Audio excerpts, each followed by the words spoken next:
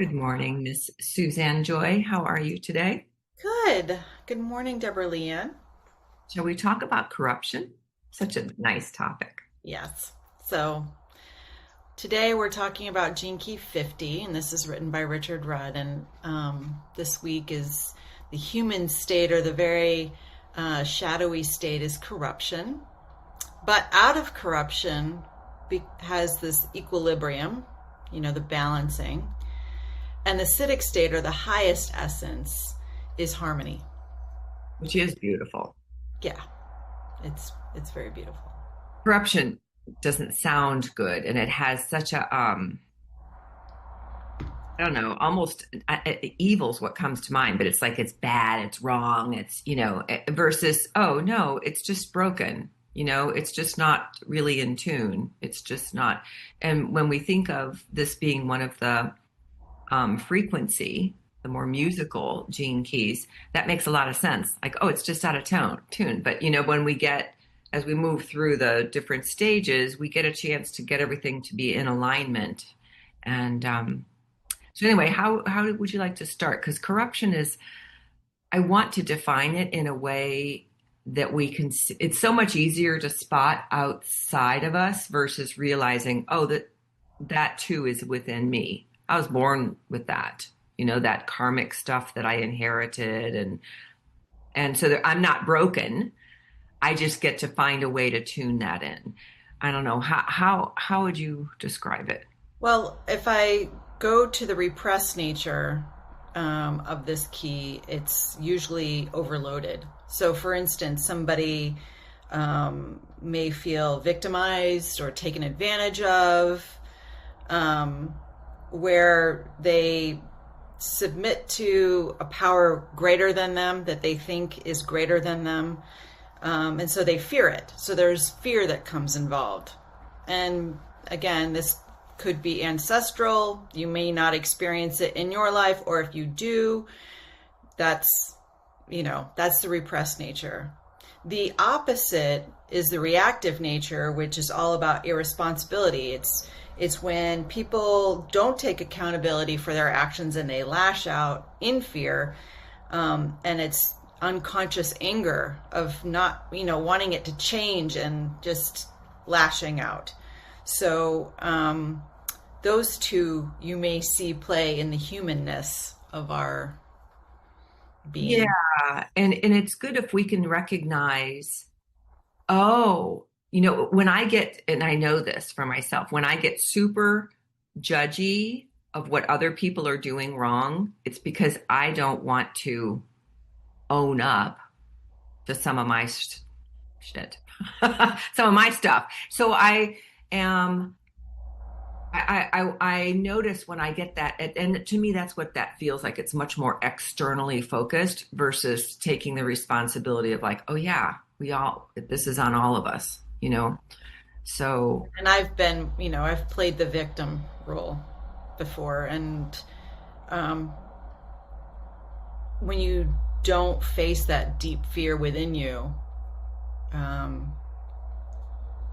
it's like you're believing that the external has impact on what your mission is here to do, right? So it's having to come back into that equilibrium of knowing you, right. which that is the key to all of it. We can't, it's kind of like when I used to describe that I would try to push a boulder up a hill in a mudslide. I mean, that's energy that I would try to make change happen. And that's not Right. effective. It's very No. energy inefficient. Yes, and I get to play with one of my favorite words is equanimity. He brings that up in the audio transmission. Thank you, Yeah. Richard. And it is what I love about that is it's the swinging of the pendulum back and forth until we find that space where it kind of lands in the center. But we're going to be living. It's kind of like an airplane is off its route like 90. I forget. I heard like 95% of the time, and it's constantly course correcting. And that's what we learn to do. But instead of swinging from over here to over here, it'll be less and less as we try to stay and find that harmonic balance in the middle. So equanimity, what I found out was, I'd not heard this before, is that it's the combination of the Christ, the love, the loving something into to being different, and the Buddhic wisdom, which is you don't do anything, you just notice it and go, oh yeah, that's the way it is. And somehow in between this contemplative and concentrating kind of energies comes the equanimity space where we allow it, but we love it into changing. So I thought that was really beautiful. Equilibrium is, I always think of it as getting back to center. I mean, even when you're sick, which we've both been playing with in the last few weeks. And it feels so nice when I'm getting back into, I'm not there, but I'm so much closer and I'm finishing up all my meds and, and my body's starting to respond. That it feels like, oh, I remember how to be healthy. I'm back into that space. And he talks about talking to ourselves in that way. Do you remember that? I love that. Audio transmission, yeah, which we have done for years, but I don't think I ever recall him talking about us talking to ourselves to say, we have equilibrium here, folks. So, anything else around that before we move into harmony, which is just such a yummy, and you're such a frequency gal, I thought maybe you might want to share something around that. Well, I was thinking more about that equanimity thing, and then he says something about the seeing stuff from the higher view, the higher bodies, and then resting in the middle, anchoring in your core stability. Again, that's it takes a lot of practice to come back to that center point. And some people have wristbands or tattoos or scents or things that are tools to help them remember. Okay, ooch, come back. Yeah. Yeah. For me, it's typically my necklace, my touchstone. So I love that because we're transmuting the lower chakras, right? That old corrupted data of our systems. And then we're moving up here to bring these energies down. But very often, as a lot of us spiritual seekers know, we go up and we want to stay up here. Like, I don't want to go back down and mess with that stuff. So this is that beautiful being in the center thing. Thank you for bringing that forward, because it's rising above and looking down and seeing it all going, oh, it's perfect, just the way it is. Mm-hmm. And so, when we talk about the higher view, we, are working with balancing our emotions. We're using our mind creatively. We're using our body wisely. We're taking care of it. And that's where that unshakable peace comes from inside of you. That's what I think of when I think of the feeling of equanimity. Mm-hmm. That center that's just that everything can be absolutely crazy outside and I'm in the eye of the storm where it's perfect and peaceful. Right. I wanted to ask you then, how do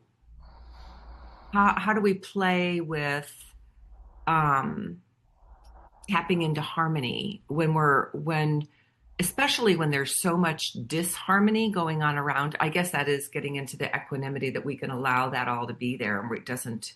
Well, that's that control. The only thing that we can be aware of and take ownership of is our beingness, right? Oh. Again, trying to change and control circumstances outside of us as within, so without. So as we're doing the inner work and taking the conscious steps forward, the rest falls. Remember, you're the tuning fork, so the rest around you is going to be affected. So it's really important harmonically that you're staying in alignment with your our own beingness. What's the physiological? What's This is the this is the immune system. talking about not being well, which is why he probably brought up about talking to ourselves to, um, you know, to say, hey, let's work towards harmony here and wellness. Um, I'd like to just demonstrate the mudra too while we're in this space. It's such a beautiful image. If you've ever been to, for me, I found a big, huge conch shell in the Bahamas, man, 40 years ago or something. So you take your right, no, left thumb and you put it in your right palm and hold on to it.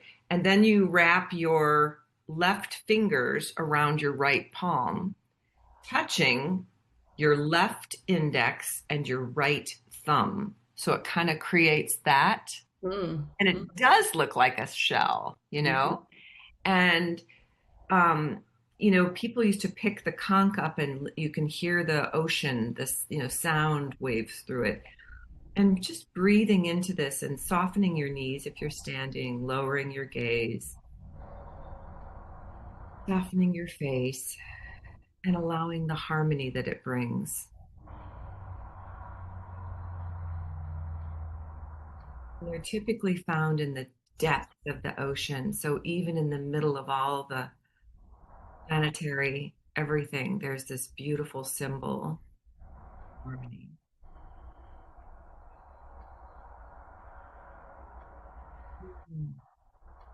I like to bring it right here. I'm going to do that today. Bring it into my heart. Yeah. So how do you want to close? This is it's for such an ugly, I don't know. I have my judgment around the word corruption because I tend to think of it in all of the physical manifestations on the planet versus Just think of it as data. mind. Yeah. Yeah, that's data that's been misappropriated. So that ecologically nature balances itself out always. Yep. It will take everything into its space and time and shift it. So there is no need for worry. I mean, why worry? I mean, this is about really enjoying your creativity, your ability to live from that space of your own power within. And I love the fact that this is also related to the 44th gene key.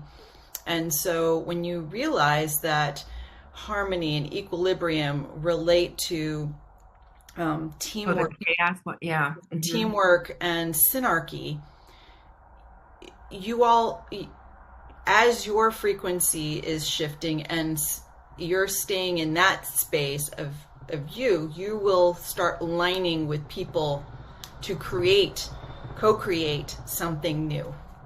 That's where the fractal families start attracting each other, which creates the synarchy and the syntropy. And yeah, okay. So I felt called to bring the Work Your Light Oracle deck. Okay. Today. And what would we like to use for this week? What's useful for this week for us to know? Top, middle, or bottom? Bottom, please. Okay.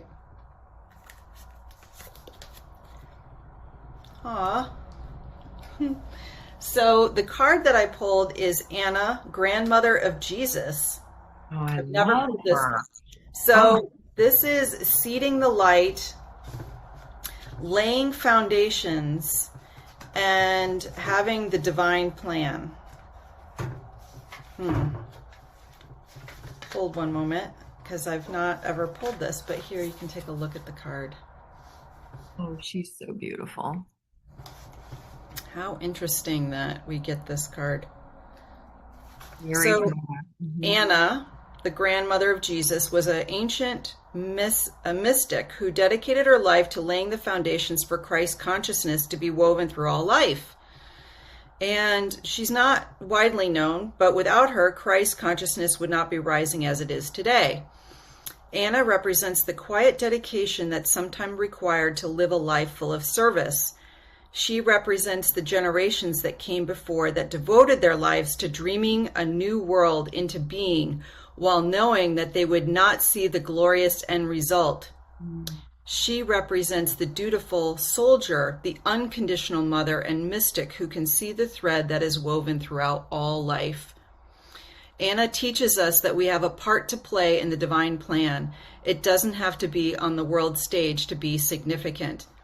One person's part is not worthier than another, and one person's part may be to mother their children, another's may be to gather women in circle each month. No part is better or worse, no more important than another. We each have within us a seed of light that we incarnated to share, and Anna is gathering us all to remember to surrender to our part of the plan. So this card is here to hold on your heart and say, "Beloved Anna, thank you for laying the foundations for the divine plan. May the seeds of light within me be revealed, and may I surrender to my part of the divine plan."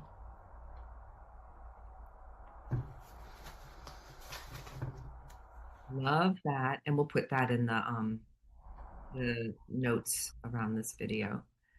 Whoa. Thank you. That was beautiful. Okay. So, to more harmony within. More harmony within. Mm-hmm. And to the next time that we get to visit with you, thank you for being here. Thank you.